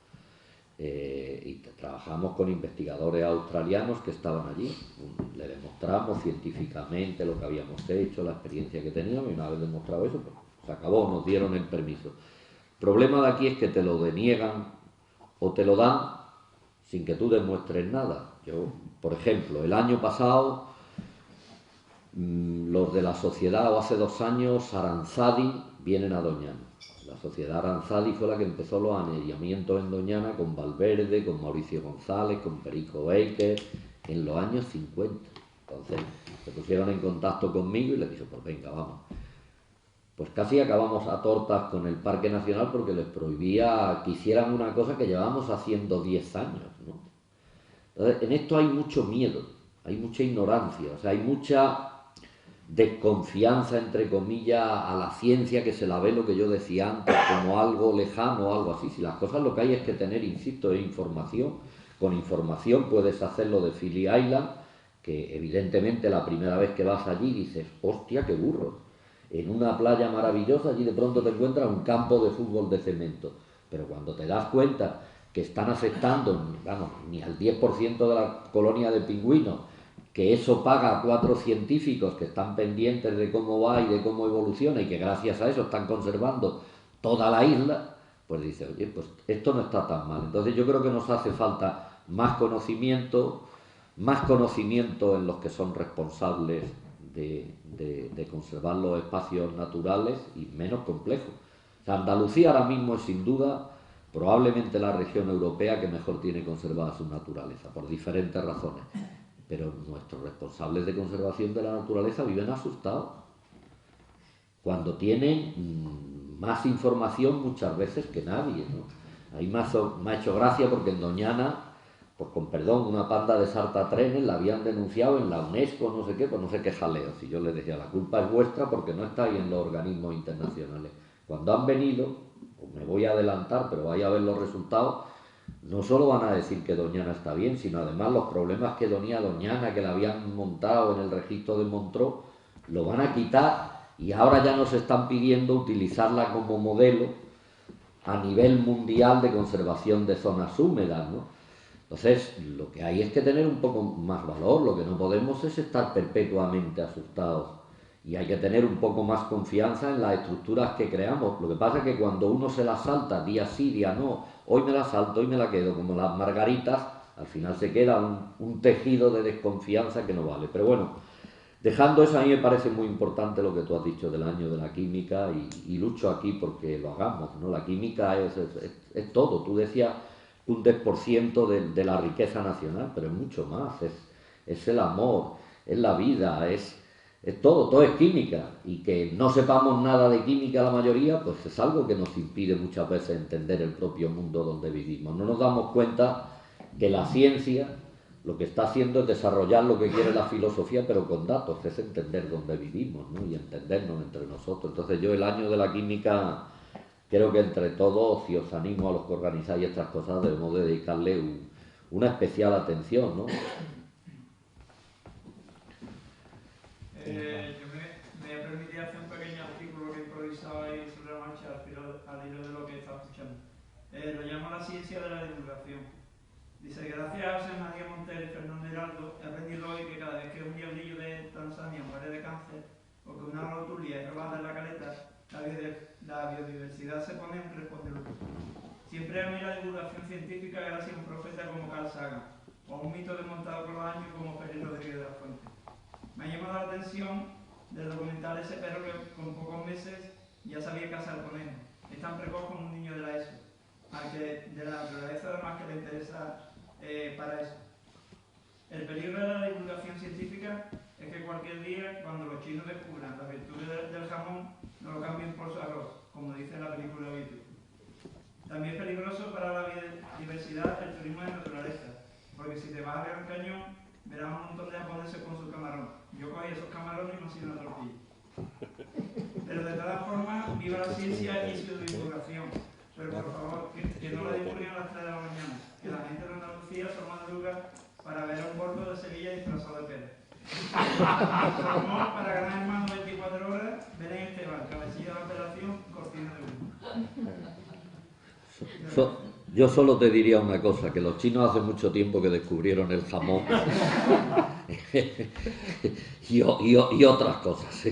Pues yo, como ha arrancado con Carl Sagan, yo siempre cito una frase que me encanta de Carl Sagan, que tiene que ver también con el esfuerzo que a veces tenemos que realizar desde los medios de comunicación para trasladar este tipo de cuestiones, que son complejas, a públicos no especializados. Sagan decía, a la hora de trasladar la complejidad de la ciencia al público en general, hay que ser muy abierto de mente, pero no tanto como para que se te caiga el cerebro al suelo.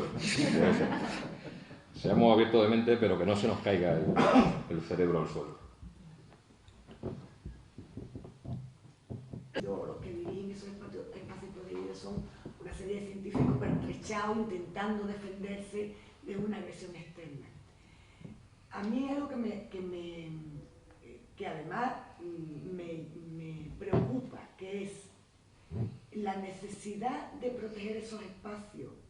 No habrá venido también motivada esa urgencia por una mala comprensión de lo que es en realidad el patrimonio cultural, porque vamos a ver, esos entornos siempre han tenido una interacción con actividades, trabajo, labores. Estoy pensando, por ejemplo, no solamente en los alrededores de Doñana, sino en las propias salinas. Y hay espacios naturales que son como son porque han tenido una intervención humana. Y las almadrabas, las salinas, todo ese tipo de cosas son como son porque en realidad ha partido de un aprovechamiento humano que ha modificado ese paisaje y que ahora queremos conservarlo tal cual. Pero en realidad todo eso forma parte de nuestro patrimonio cultural. Con lo cual a lo mejor no habría una parte, cuando hablamos de, evidentemente vamos a ver que el volumen de población que hay aquí, creo que es muy distinto al que hay por metro cuadrado en Australia. Cualquier iniciativa turística que haya aquí va a tener un volumen de turismo muchísimo más alto, entiendo, pues simplemente por el sitio donde nos encontramos. Lo que tengo más o menos son una serie de ideas de, vamos a ver, cómo se condensa todo eso, cómo se articula todo eso desde la ciencia, la protección legal, porque claro, hay otra cuestión, que son los vacíos legales que hay desde alguien que pretende recuperar un yacimiento hasta alguien que tiene que elegir qué conservar en un momento determinado, hasta los problemas legales que puede tener para acceder a una propiedad que es privada, pero podría ser parte de una forma natural. Entonces, me parece que hay mucho elemento que ya no es, que ya no solo depende de las buenas prácticas, si me apuráis, política, científica y de varios entornos, sino que yo creo que parte también de pasa por una concienciación de que todo eso forma parte de un patrimonio cultural, donde el hombre no es siempre enemigo de la naturaleza y donde hay determinados usos que forman parte de nuestro legado, que también queremos conservar al mismo tiempo que queremos que no se pierdan esas zonas. Ahí hay un punto que no... Sí, yo te contesto a eso. Yo creo que en lo que tú llevas llevas mucha razón en muchas cosas, pero hay mucho de algo que para mí está muy extendido y algunos, bueno, que se decían ecólogos en este país lo extendieron con más buena voluntad que datos, que es el mito del buen salvaje, ¿no? Vamos a ver, cuando hace unos miles de años los australianos, los aborígenes australianos llegan a Nueva Zelanda, producen una hecatombe de narices. Cuando se llega a Madagascar, exactamente igual. Tú me hablabas de Doñana. Es verdad que Doñana la ha hecho el hombre, toda la naturaleza la ha hecho el hombre, no la ha hecho el hombre, sino que la ha ido formando más o menos. La Doñana se dice, pero Doñana estaba protegida. Doñana no estaba protegida, Doñana estaba al borde de la catástrofe. A Doñana la defendieron los mosquitos y la malaria. Doñana era un sitio maldito, tenía arenas que no eran cultivables y la gente no entraba a cultivarlos. Doñana tenía usos, pero muy escasos. Y Doñana tenía malaria hasta el año 60-62. Y allí, cuando ya se pone el teléfono, había un dicho, que era el guarda llamaba al señorito y dice, señorito, que hay muy buena tirada de patos y no hay mosquitos. Y entonces iba a cazar, porque si había muy buena tirada de patos y había mosquitos, no iba. No nos engañemos. Cuando Doñana se conserva, lo que había era un plan para desecar las marismas total y absoluto. O sea, a mí me decían, era lo que había, lo que estaba encima del papel. Quedaban 2 parejas de águilas imperiales que luego subieron a 16 y eran vuelta a caer a 9 u 8 o 10 con la neumonía hemorrágica vírica del conejo. Los linces estaban al borde de la extinción por algo tan sencillo como que por un águila imperial se pagaban 25 pesetas y por un lince 75. Y eso era toda España, ¿eh? No era aquí. En fin, ahí me decían, oye, que es que en el Rocío aquí siempre hemos bebido. Ya, Matalascañas no existía, no tenía 200.000 personas en el verano, al Rocío iban 5.000 personas y ahora van 1 millón. Antes la gente iba andando y ahora va con todo terreno como va. O sea, lo que no podemos es mirar de espaldas y creernos que el mundo no ha cambiado y decirnos, no, es que esto es parte de la cultura. ¿De cuál cultura? ¿De la de hace 500 años? ¿De la de hace 200? ¿De la de hace 300? ¿150? ¿Cuál? Y no puede ser, la población aumenta y sobre todo aumenta lo que consume. Y lo que tenemos que tener y lo que nos tenemos que dar cuenta es que tenemos que tener una información, primero ningún miedo. Pero lo que nos debemos de dar cuenta es de la realidad. Primero, con perdón, todas las ideas preconcebidas fuera. Muy buena información del medio natural y en base a esa información decidir qué hacemos. Y esa información en muchos casos te va a dejar hacer muchas más cosas de las que creemos y en otros no. Pero esto está lleno de criterios y de estupideces hechas hasta antes de ayer y hechas hoy, que han producido gratuitamente grandes hecatombes, que en Andalucía, por ejemplo, estamos en Cádiz, que era una zona riquísima en quebrantahuesos. No haya quebrantahuesos porque unos fulanos querían cazar más conejos y se dedicaban a envenenar. ¿Y a quién puñeta un bicho que come carroña le hacía daño? En Cádiz ahora está lleno de buitres, pero Cádiz llegó a estar a principios de los 60 prácticamente sin buitres. ¿A quién le hacían daño? O sea, lo que hay que tener es información para gestionar. O sea, a nadie se le ocurre, un ecosistema es muchos seres vivos diferentes que interaccionan entre ellos, podemos compararlos con los tejidos del cuerpo humano, que interaccionan entre ellos y con otros ecosistemas, es más o menos como el cuerpo humano, ¿no? A nadie se le ocurre decir, oye, no salgas a la calle que puedes enfermar, porque los cánceres son tanto de base genética como base medioambiental, ¿no? Uno sigue, ¿qué es lo que hace? Pues hace unos análisis para controlarse la salud. Lo mismo hay que hacer en la naturaleza, si está inventado. Esto es una cosa reciente, vamos a ver. Nadie protesta porque nos gastemos dinero en conservar el Prado, donde hay unas obras que son maravillosas. Nadie le parece una barbaridad gastarse un montón de dinero en conservar la Giralda. Y si mañana la Giralda se cae, con lo que hoy que sabemos, y ya que tenemos planos, la podemos rehacer entera, incluso con piedras de la misma cantera.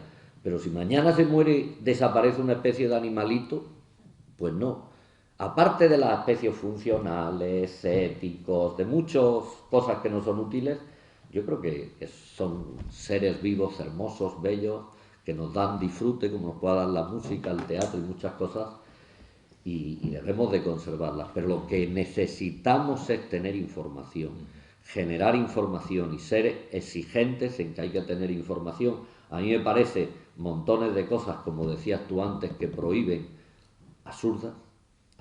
Tú hablabas del turismo. El turismo no es malo per se, el turismo puede hacer daño o puede hacer bien. Depende de cómo lo manejas, de dónde entre, de cómo entre, de la forma en que lo haga, ¿eh? Y lo que hay es que tener información para poder regularlo.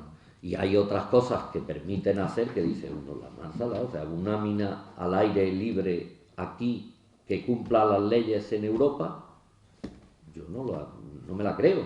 Me parece imposible y se utilizan. Sí, pero abundando además en eso y coincidiendo además con lo que estamos viendo estos días en televisión, juicio Marta del Castillo, juicio Marilú, fijaros las cautelas que se aplican, por ejemplo, al uso de los menores de edad en programas de telebasura comparado con las cautelas que a veces se aplican a otro tipo de cosas, ¿no? Es de chiste. Yo también quería añadir en relación a esta cuestión, nosotros la primera gran colaboración con la Estación Biológica de Doñana en el año 99, aunque ya veníamos colaborando años atrás, fue Agua en la Memoria. Agua en la Memoria va un poco en esa línea, es decir, nosotros nos planteamos el primer documental de cierta envergadura, 50 minutos, como una aproximación a la Doñana humana, que decíamos nosotros. Bueno, ya se habían hecho miles de aproximaciones a Doñana, poniendo el acento en el espacio y en la especie, incluso en la actividad científica que se desarrollaba y que se desarrolla en ese territorio, pero nosotros queríamos mostrar justamente a las personas que han vivido ligada a la marisma y que siguen viviendo ligada a la marisma del Guadalquivir. Gracias, además, lo que dio pie a ese documental fue un hecho casi anecdótico.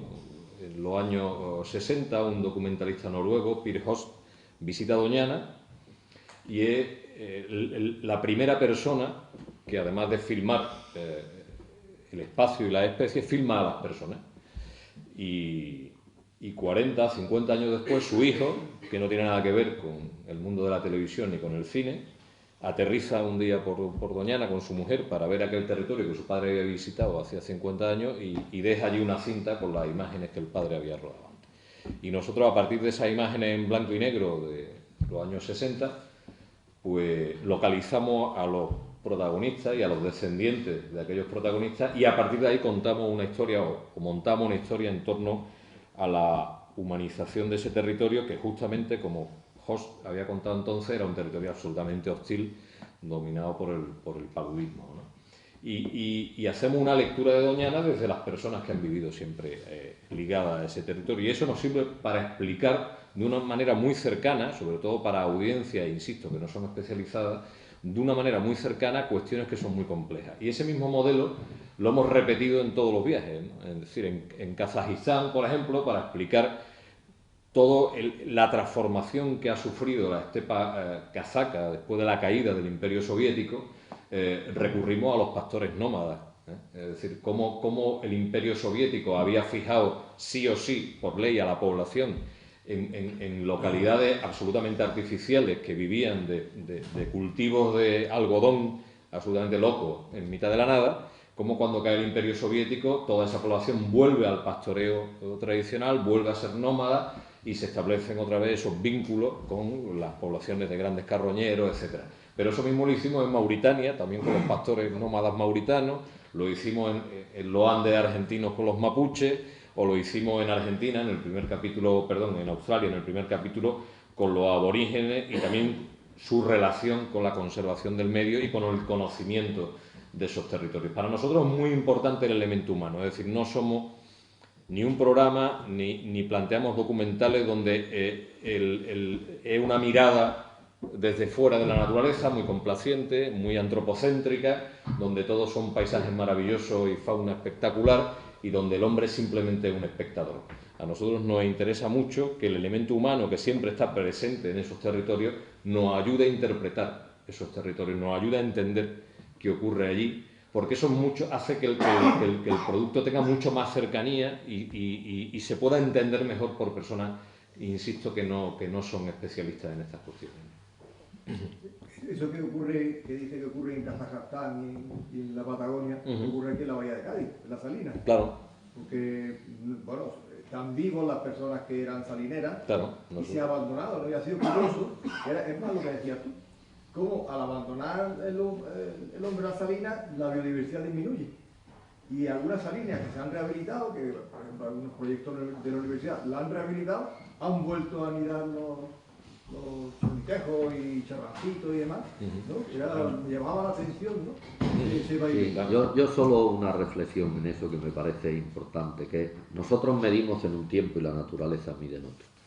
Nosotros medimos en un tiempo humano, tú me dices eso y parece que es que los bichos o viven con el hombre o no viven. Perdón un momento.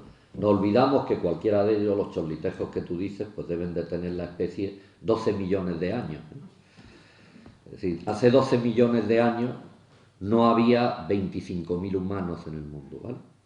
Entonces, no nos necesitan. Lo que pasa es que tú has hecho un hábitat, has destrozado un hábitat.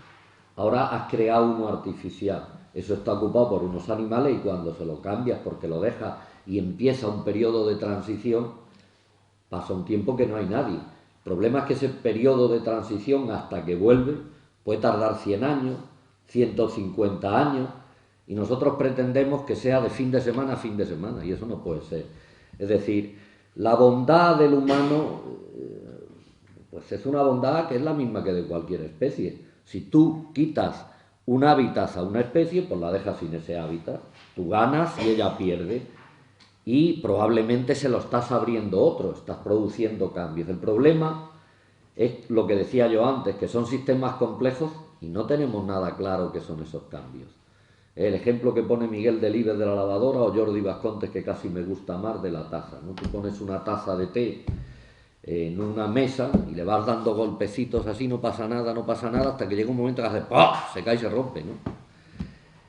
Con la naturaleza pasa lo mismo, tú la alteras, le cambias, le quitas piezas, pero no sabes cuándo aquello va a colapsar. Y lo que no nos damos cuenta es que hoy estamos aquí porque hay unas plantas verdes que son capaces de fijar la energía solar, producir oxígeno y captar CO2. Eso no ha sido siempre así, ¿eh? La vida en la Tierra ha estado sin oxígeno. Y cuando dicen, no, es que podemos acabar con la especie humana, ni con la vida, ni tirando todas las bombas atómicas que tenemos, acabamos ni siquiera con la especie humana. Lo que acabamos es con la forma de vivir que tenemos. Lo que está en juego es nuestro bienestar. Y si pudiéramos ser conscientes, si estuviéramos educados, nos iría mejor. El problema que tiene la humanidad es sencillo. Nosotros evolutivamente somos una máquina, como cualquier animal, casi perfecta para reaccionar a estímulos inmediatos. Es decir, si yo te tirara a ti esto ahora, tú has hecho así con los ojos, pero si te lo llega a tirar de verdad, te hubieras apartado. Y si entrara por ahí un león, salíamos todos corriendo como demonios. A eso estamos perfectamente programados. O sea, el eje axial no funciona de maravilla. Ahora si te dicen, oye, que el fumar produce cáncer y te pueden morir, que esto actúa como disruptor hormonal, que comer tal cosa te puede matar, ya es más difícil, que conducir rápido te mata. Eso necesita un periodo mucho más largo, que es la educación. Entonces, yo creo, y por eso vuelvo a lo mismo, que la divulgación es importante, porque necesitamos educación. O sea, nosotros esas cosas las aprendemos con educación, que nos diferencia de los animales. No estamos programados, no es que no las entendamos, yo entiendo que fumar produce cáncer, pero necesito una determinada educación para hacerme reaccionar, porque lo que no estoy es evolutivamente programado para algo que va a pasar. La evolución es muy perezosa y solo desarrolla mecanismos para respuestas inmediatas, ¿no? Entonces, bueno, es algo que nos tenemos que dar cuenta, que necesitamos educación para comer, para vivir, para convivir y para subsistir, ¿eh?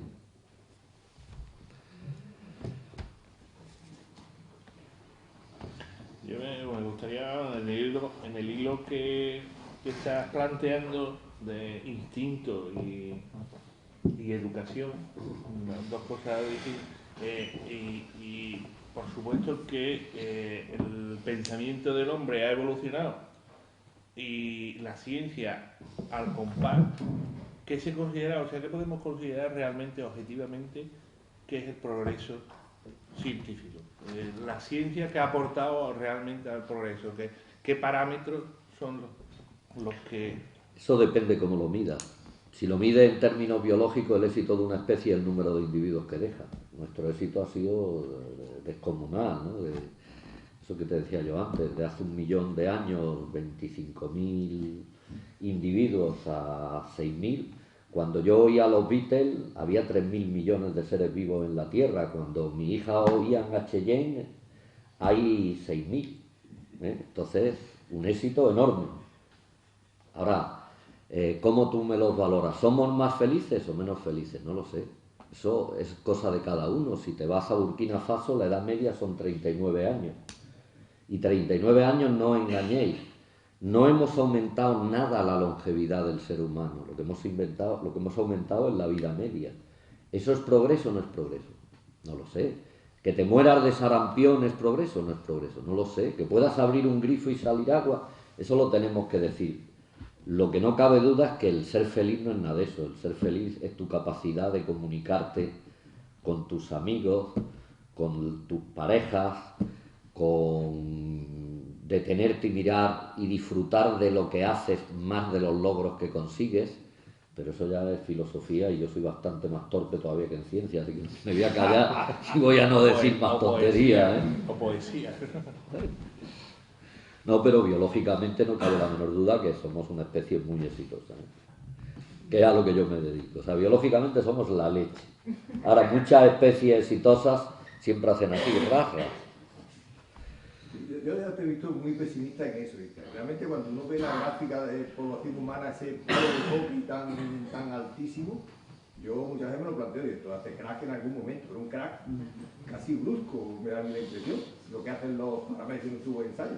crecen y se acabó. Y eso me asusta un poco, me decir una palabra más fea. ¿No? Me asusta sobre todo si me pilla, ¿no? Sí, yo creo que tenemos muchos motivos para estar asustados. Muchos, ¿sí? No pocos, muchos. Pero vamos, yo soy optimista en que en gran medida depende de nosotros, ¿no?